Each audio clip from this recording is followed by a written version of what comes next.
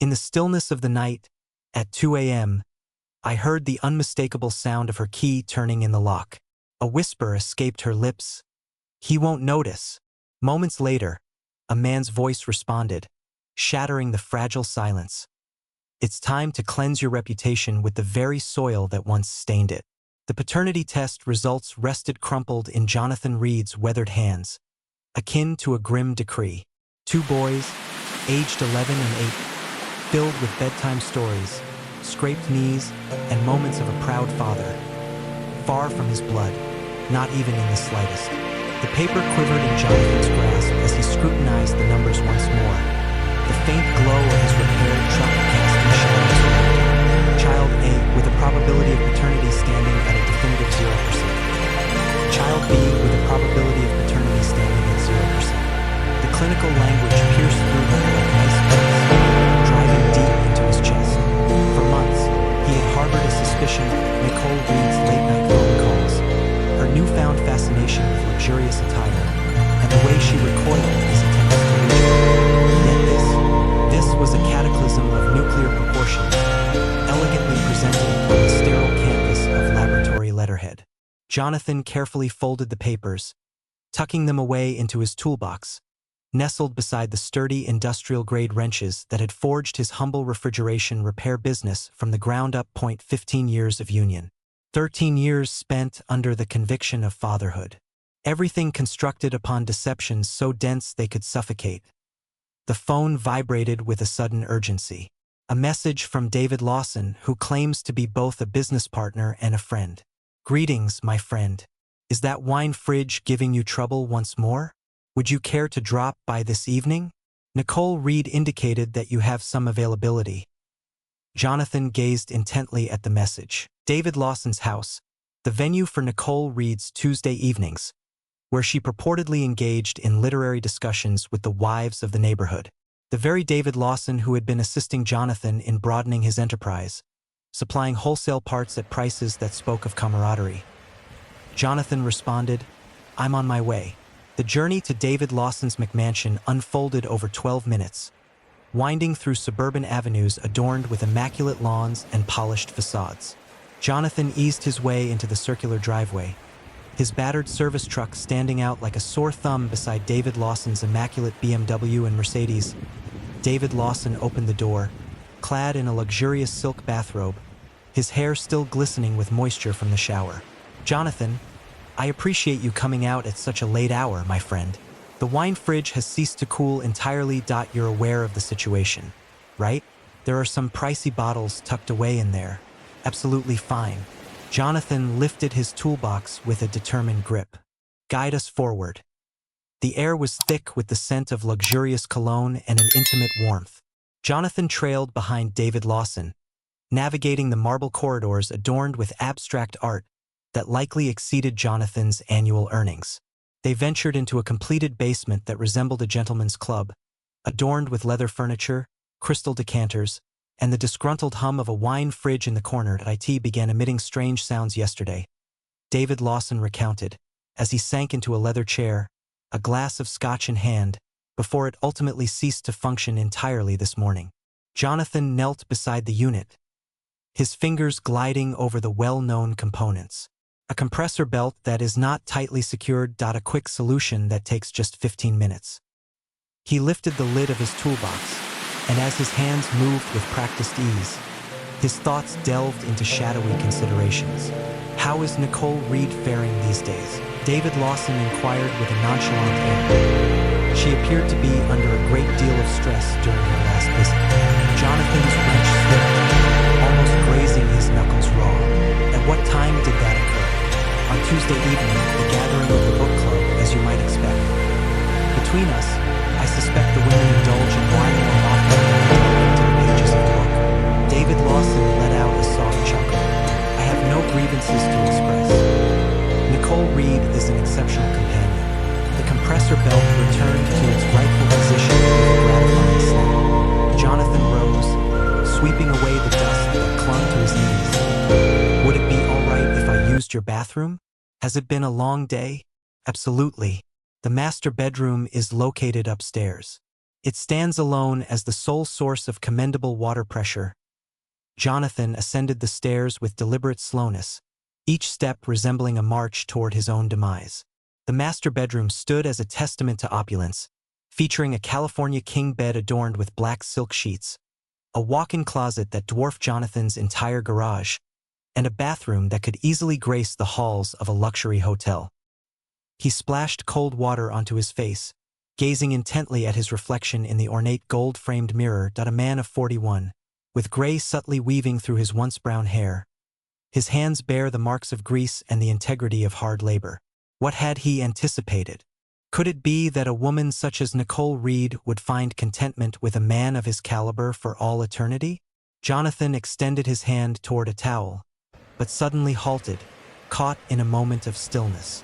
Amidst the luxurious array of bath products, a Polaroid photograph lay hidden, waiting to be discovered. His heart ceased to beat entirely. Nicole Reed, his wife, adorned only in black lingerie unfamiliar to him, struck a sultry pose on the marble vanity where Jonathan now found himself standing. Her wedding ring sparkled on her finger as she caressed herself, her gaze fixed on the camera, revealing an expression of unrestrained desire that Jonathan hadn't witnessed in years. The photograph trembled in Jonathan's grasp, inscribed at the bottom in Nicole Reed's delicate script. "For my true companion." Jonathan tucked the photo away and descended the stairs, his legs heavy as if fashioned from solid stone. David Lawson poured himself another glass of scotch, exuding an air of complete relaxation. "Everything sorted," Jonathan remarked, his voice carrying an odd, far-off quality. The compressor belt had come loose, but it should operate smoothly now. "You're a true hero, my friend." David Lawson retrieved his wallet. "What is my debt to you?" Silence prevails. Friends support one another, don't they? David Lawson flashed a grin and reached out his hand.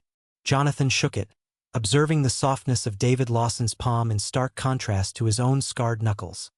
Hands of a rich man, hands that had never known the toil of construction, the labor of repair, or the hard-won rewards of sweat and sacrifice. "Nicole Reed's fortunate to have someone like you," David Lawson remarked. "Trustworthy, steadfast, the very essence of authenticity. Wouldn't you agree?" "Indeed," Jonathan responded. "I am acutely aware of my essence." The journey back felt as though I were gliding merrily through a haunting dream. Jonathan's house appeared diminished, the unassuming two-story colonial overshadowed by the vivid recollection of David Lawson's grand estate. Nicole Reed's car was absent from the driveway, likely still at book club, or perhaps nestled in David Lawson's bed. Jonathan waited in his truck for 20 minutes, his gaze fixed on the house that had once symbolized his dreams of family and belonging. The Polaroid pressed against his chest, nestled within the fabric of his work shirt, close to his heart, evoking a sensation akin to acid. The shrill sound of his phone pierced the silence. "Nicole Reed, darling, the book club is running behind schedule this evening. Please don't stay up for me, all right? My affection for you knows no bounds." "Love you too," Jonathan replied instinctively, the phrase leaving a bitter aftertaste. As Jonathan finally stepped inside, the boys lay in peaceful slumber. He lingered in the threshold of their shared sanctuary, observing Noah and Aaron as they slumbered serenely beneath their vibrant superhero blankets, the ages of 11 and 8. The DNA led back to David Lawson rather than Jonathan Reed. Yet they remained unaware of that fact. They referred to him as Dad, embraced him upon his return from work, sought his assistance with bike repairs, and turned to him for help with their homework. That love was genuine, even if the science didn't align. With a heavy heart, Jonathan retrieved the paternity test results, his eyes scanning the words one last time before surrendering the papers to the relentless teeth of the kitchen shredder. The device devoured the laboratory evidence of his disgrace with a chilling precision. Yet what of the Polaroid? That remained. Proof for the future. Nicole Reed returned home at 2:17 a.m., gliding into bed like a specter. Her scent was a blend of luxurious soap and an intriguing cologne, both foreign and captivating. Jonathan feigned slumber, attuned to the gentle cadence of her breath, a melody that spoke of a clear conscience. The dawn arrived, bringing with it the familiar whirlwind of activity. The morning scene unfolded with breakfast in full swing, backpacks strewn about, and the boys engaged in a playful skirmish over cereal bowls, all while Nicole Reed hurriedly navigated her way through the chaos, clad in her professional real estate attire. She bid Jonathan farewell, her lips still tinged with the remnants of another man's kiss from just hours before. Wishing you a delightful day, my dear. My affection for you knows no bounds. I love you as well. Once the last of the guests had departed, Jonathan settled at his kitchen table, ready to embark on his planning journey. Revenge was not merely a dish to be savored in the chill of distance. It was a creation that demanded meticulous craftsmanship and unwavering patience. One misstep, and the entire situation would detonate before him. Initially, he required additional proof. The Polaroid was impactful yet lacked completeness. Jonathan dedicated the morning to embedding a voice-activated recording app within the labyrinth of Nicole Reed's laptop's system files, ensuring it remained concealed from her discovery. He proceeded to clone her phone, diverting all texts and calls to a burner device purchased with cash. By the afternoon, Jonathan had pieced together the full extent of his wife's betrayal, messages exchanged over 8 months, revealing images and audio captures of intimate phone conversations during Jonathan's late nights in the garage. Financial records revealed that Nicole Reed had been transferring funds from their joint account to David Lawson's business. Yet, the most unsettling revelation lay hidden within a folder ominously titled Future Plans. Legal documents had been prepared, with divorce papers already in place. Custody agreements designate Nicole Reed as the primary custodian of the boys, while Jonathan is obligated to pay the maximum child support for children who are not biologically his. Every detail had been meticulously arranged by her. The liaison lacked fervor. It was a calculated maneuver. Jonathan meticulously printed each document, every photograph, and all text messages. He meticulously arranged the evidence within manila folders, akin to constructing a case file, for that was precisely his intent. For Jonathan, the ensuing 3 weeks unfolded as the most challenging period he had ever faced. Feigning a sense of normalcy while meticulously chronicling each deception, every act of treachery, and every instance of casual malice. Nicole Reed embraced her newfound audacity, lingering in the night, allowing her disdain for Jonathan and their monotonous existence to surface with less restraint. Perhaps you ought to consider broadening the scope of the business, she proposed during dinner one evening. David Lawson mentions that there are numerous prospects in the realm of commercial refrigeration, substantial wealth. David Lawson has a tendency to express himself quite freely. Jonathan responded with caution. He is making an effort to assist you, Jonathan. Only the divine can comprehend the necessity of it. We cannot endure this existence indefinitely. The boys exchanged glances, their eyes darting between their parents, acutely aware of an unspoken tension that eluded their comprehension. Noah, the elder of the two, extended his hand and gently patted Jonathan's. "Father, is everything all right with you?" Jonathan compelled a smile. "Feeling a bit worn out, my friend. Professional matters." Under the cover of darkness, Jonathan tuned in to Nicole Reed's conversation with David Lawson, captured through his clandestine recordings. "He's utterly pathetic." Nicole Reed's voice crackled through the earpiece. "It merely remains, resembling a dog that has been unceremoniously kicked. One can't help but feel a twinge of sympathy for him." "Not much longer," David Lawson replied. "When the divorce is finalized, a new chapter of freedom awaits you.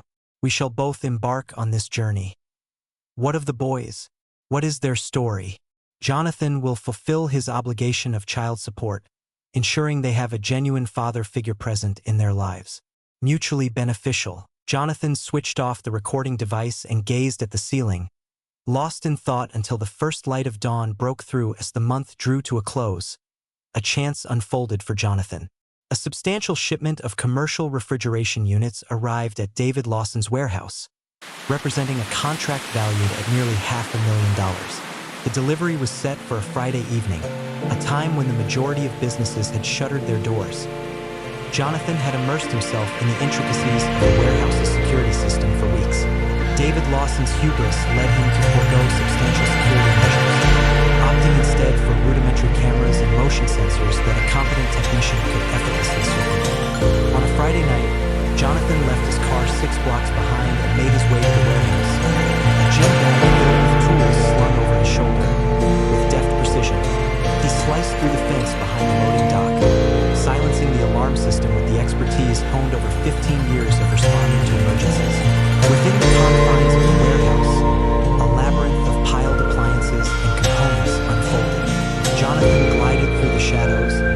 specter in the night, discreetly placing tiny devices within the confines of the building.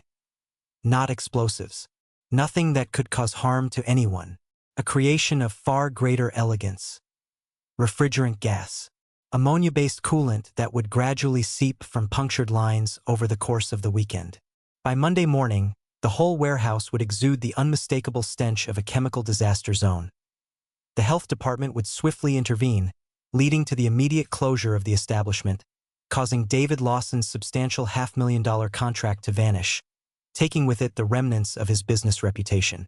Jonathan carefully tucked away several small packets of marijuana in thoughtfully chosen spots. Nothing of great significance, just sufficient to incite charges of pill possession when the authorities inevitably scoured the tainted building. Yet, the true work of art lay within David Lawson's office computer.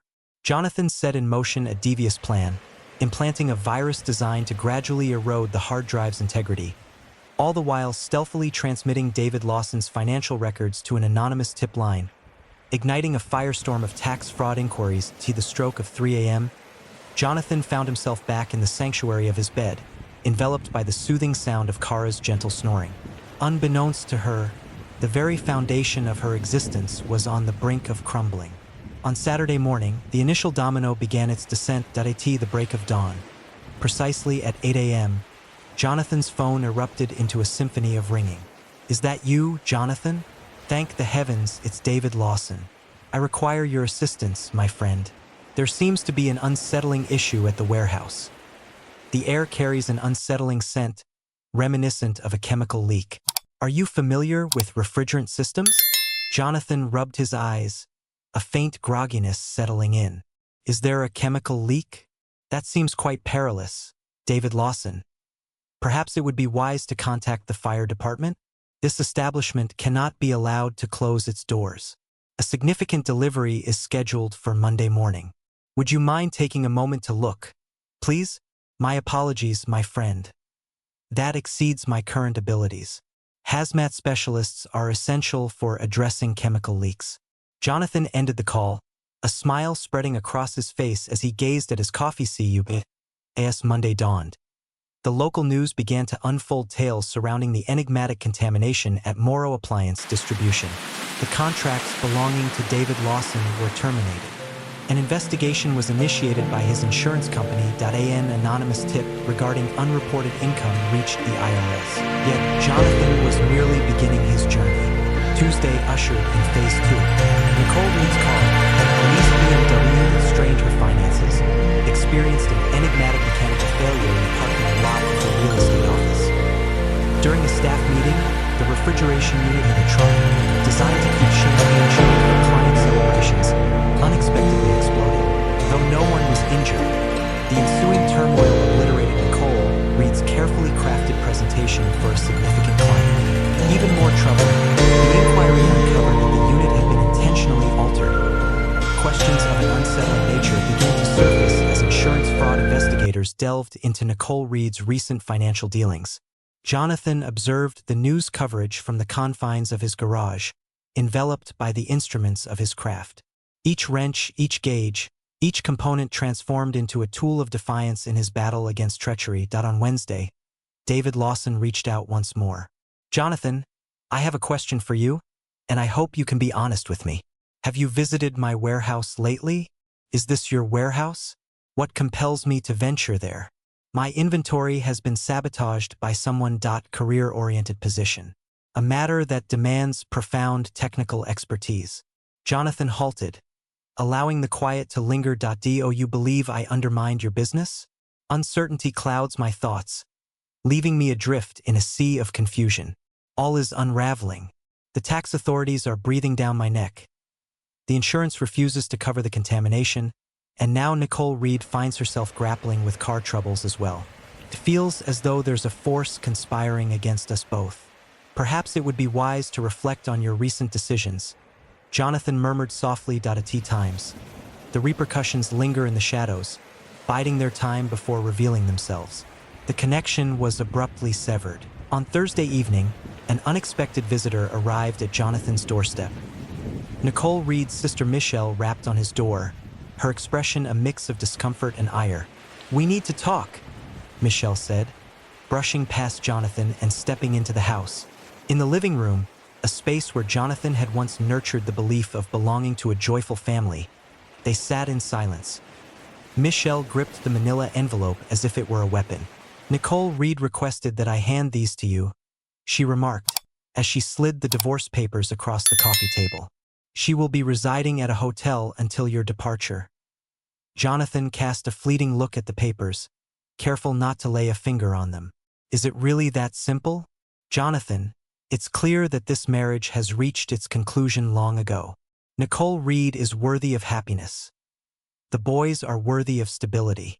What does stability truly mean?" Jonathan's laughter echoed, reminiscent of clanking gears in a malfunctioning machine. "How intriguing, especially when it comes from Nicole Reed." Heat crept across Michelle's cheeks. "I understand your pain, but prolonging this situation won't benefit anyone involved. Affix your signature to the documents, divide the possessions, and negotiate the arrangements for custody. Let us approach this with maturity." Jonathan rose from his seat and made his way to the filing cabinet.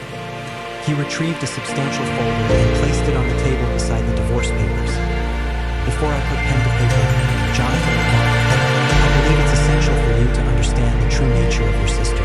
As Michelle opened the folder, a pallor washed over her face. Images, correspondence, monetary statements, a span of 8 months chronicling infidelity and deceit, arranged with meticulous accuracy.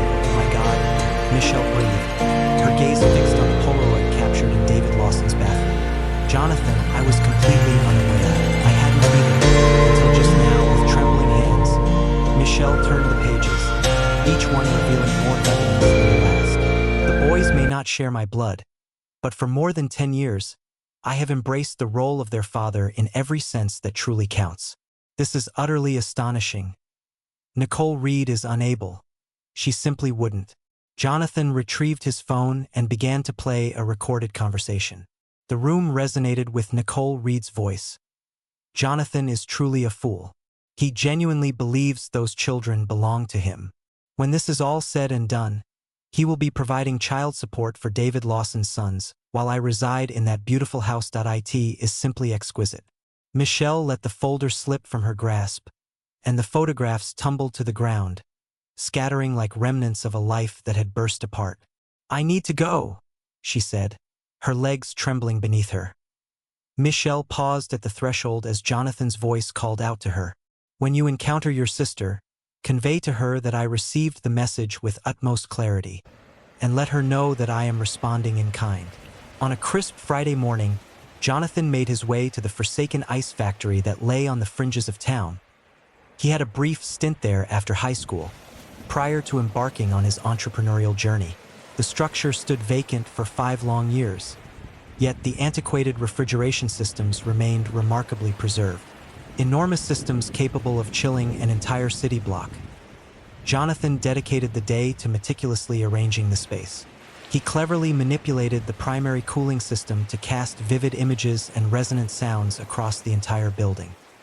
He positioned cameras in carefully chosen spots. He even brought folding chairs, as if preparing for a grand performance, for that was precisely what this occasion entailed. Captivating display. The concluding chapter of Jonathan Reed's metamorphosis from prey to predator. On a Saturday afternoon, Jonathan dispatched a message to David Lawson using a burner phone. An urgent gathering to discuss the insurance claim. An ice factory situated along Industrial Road. Arrive by yourself. Substantial sums are at stake. Half an hour later, he dispatched another message to Nicole Reed from the same device. Jonathan is concocting a rather foolish scheme. Join me at the abandoned ice factory. We must intervene before he brings about total devastation. Jonathan made his way to the factory, where he settled in to wait. David Lawson was the first to arrive, his BMW standing in stark contrast to the dilapidated industrial structure nearby. He stepped inside with a sense of trepidation, his voice echoing softly, "Hello, is there anyone present? I received your message regarding the insurance matter." Jonathan emerged from the darkness, reminiscent of a figure straight out of a chilling tale. His work attire was immaculate, his tools meticulously organized with the precision precision of a surgeon on a nearby table. "Greetings, David Lawson?" David Lawson whirled, his expression shifting from bewilderment to realization, and ultimately settling into a deep-seated fear. "Jonathan, what on earth is this all about?" "It revolves around truth," Jonathan stated with a steady demeanor. "It appears to be something to which both you and my wife have a strong aversion. Listen, if this concerns Nicole Reed, it encompasses everything." Jonathan waved his hand toward the enormous screens he had arranged around the room, each one a testament to themes of deception, treachery, and the inevitable repercussions that follow. The screens sprang to life, revealing a cascade of text messages exchanged between David Lawson and Nicole Reed, intimate photographs, financial documents, and the divorce papers, prominently featuring David Lawson's name as the boy's new stepfather. David Lawson's complexion drained of color. "Jonathan, allow me to elucidate. Could you clarify what you mean? How you feigned friendship while betraying me with my wife? What led you to persuade her to take from our shared accounts? How did you intend to seize control of my business while I fulfilled my obligations for your children? Are the boys mine?" David Lawson appeared utterly astonished. "Were you unaware?" Jonathan let out a harsh, mirthless laugh. "Goodness, David Lawson, you're proving to be even more foolish than I ever imagined." Outside, the sound of car doors slamming echoed through the air. Nicole Reed had made her entrance. She strode into the factory with an air of ownership, her chin lifted in bold defiance. Yet, as she gazed upon the screens revealing her deepest betrayals, her confidence shattered like fragile glass. "Jonathan, what on earth is this?" "This is the reckoning," Jonathan stated with a quiet finality. Nicole Reed glanced from Jonathan to David Lawson, weighing her options with the keen precision of a seasoned strategist. "Very well, then. You discovered the truth. What of it?" "Our marriage had already reached its end. I took the necessary steps to fulfill my obligations." "What was required of you?" For the first time, Jonathan's voice ascended. "Did you really have to fabricate the truth about paternity? Was it necessary for you to take money unlawfully? To orchestrate a thorough financial ruin while feigning affection for me? My feelings for you were never rooted in love." Nicole Reed let out a piercing scream as her mask slipped away entirely. "You are unremarkable, diminutive, and pitiable. David Lawson presents me with a tangible existence, far removed from this working-class ordeal." With a surge of bravery, David Lawson took a step forward. "Jonathan, I regret that it has come to this, but Nicole Reed is correct. She is worthy of more than what you can offer her. Is it improved?" With a firm grip, Jonathan lifted a substantial wrench from the cluttered surface of his tool table. "Are you suggesting a man on the brink of losing it all due to tax fraud? Like a man whose livelihood has been abruptly halted by the insidious grip of chemical contamination? Imagine a man, oblivious to the truth, nurturing another's offspring while that very man was intimately involved with his wife." David Lawson's cheeks burned with a deep crimson hue. "You scoundrel of a sorceress. Did you really sabotage my warehouse?" "I resolved the issue," Jonathan stated with an icy demeanor, "as I manned all things around me." With a sudden burst of energy, David Lawson propelled himself forward, his fists flailing in a chaotic arc aimed at Jonathan's head. Yet, Jonathan had toiled with his hands throughout his life, while David Lawson had navigated the intricate world of stock portfolios. The clash unfolded in a mere span of 15 seconds. With a swift motion, Jonathan evaded David Lawson's awkward swing and delivered a powerful blow to his solar plexus, causing him to double over in pain. With a swift motion, he seized David Lawson by the collar and thrust him against the unforgiving concrete wall, the impact jarring his teeth with a harsh resonance. "Do you wish to challenge me?" Jonathan whispered sharply into David Lawson's ear. "So, you intend to take my wife, my children, my finances, my enterprise, and now you seek to confront me as well?" With a swift motion, Jonathan whirled David Lawson around and struck him squarely in the face with the wrench. Not quite severe enough to inflict lasting harm, yet forceful enough to shatter his nose, sending crimson rivulets cascading down his costly shirt. David Lawson sank to his knees, his hands gripping his face as soft whimpers escaped him. His once smooth confidence dissipated, revealing a shattered, bleeding soul, pleading for mercy. Please, David Lawson gasped. I implore you, do not bring my story to a close. Bring your journey to a close? Jonathan appeared truly bewildered. David Lawson, I find myself reluctant to proceed with it. I wish for you to embrace a life that stretches far into the future.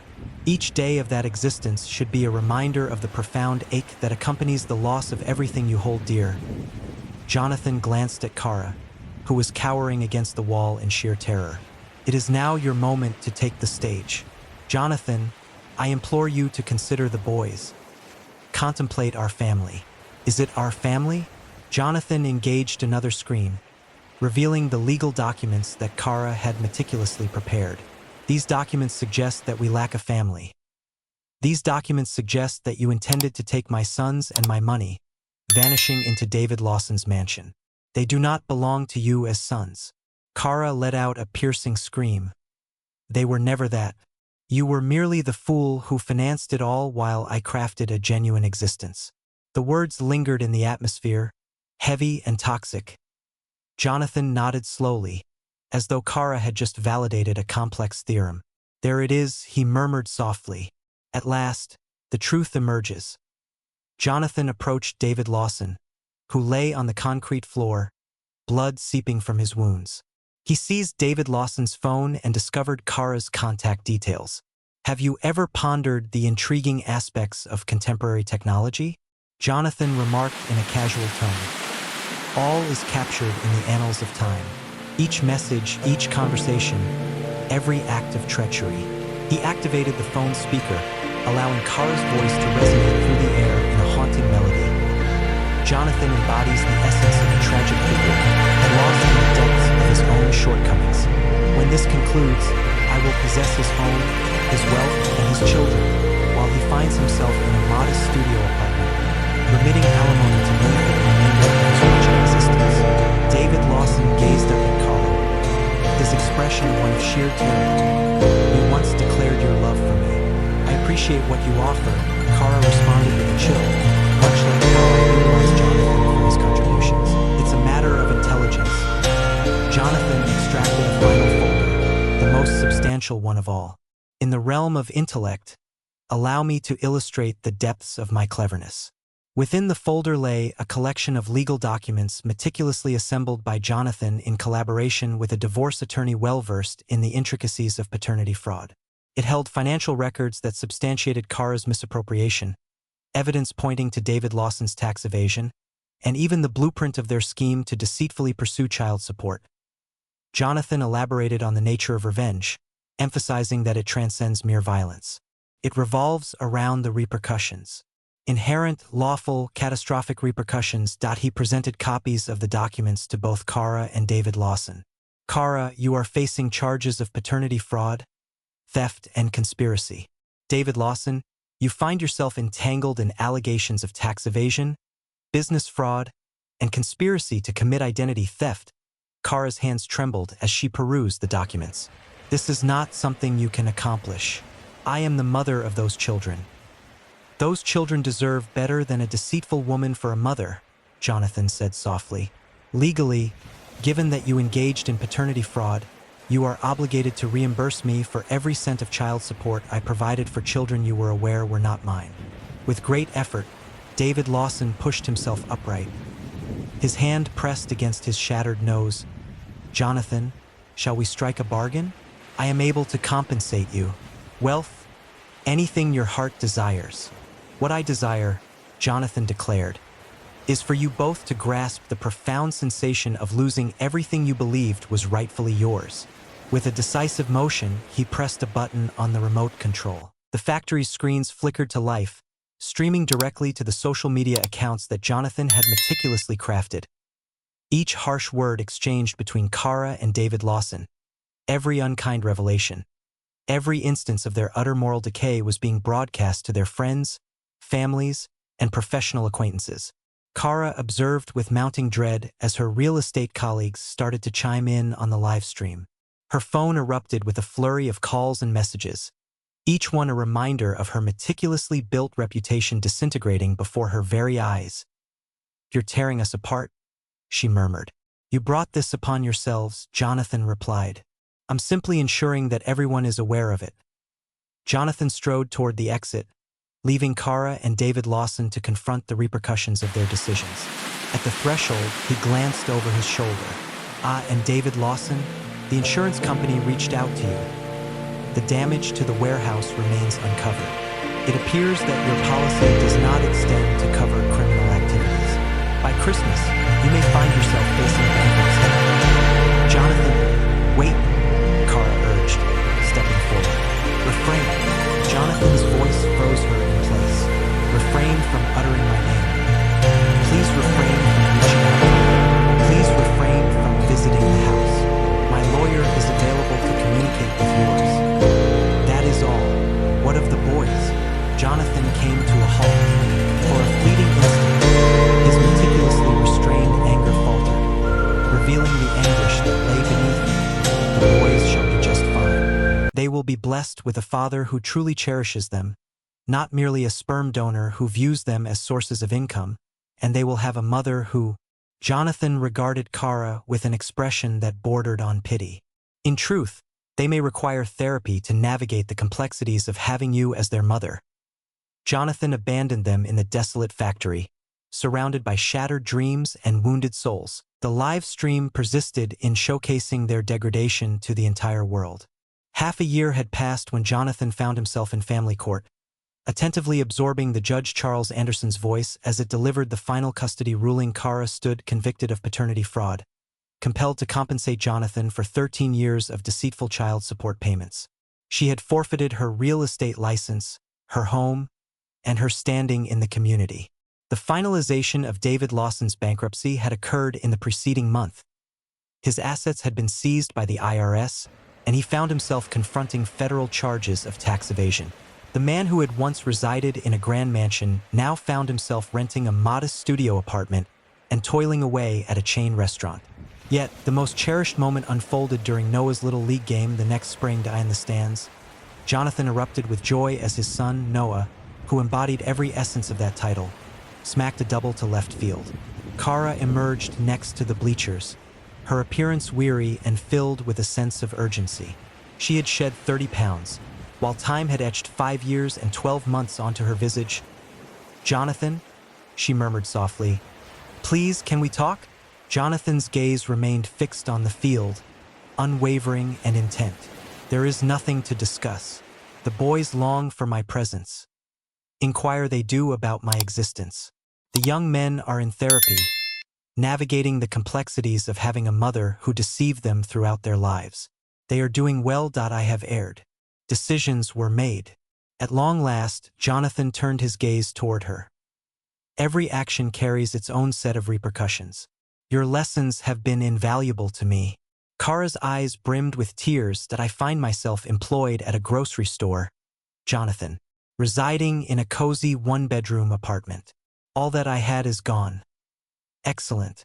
The solitary word struck Kara with the force of a tangible impact. She lingered for a moment, coming to terms with the fact that the man she had once manipulated and betrayed had transformed into someone unrecognizable. Something more challenging. A force impervious to both sorrow and persuasion. "I'm sorry," she whispered. "I'm not," Jonathan replied. As Noah rounded second base, he sprinted towards third. Determination etched on his face.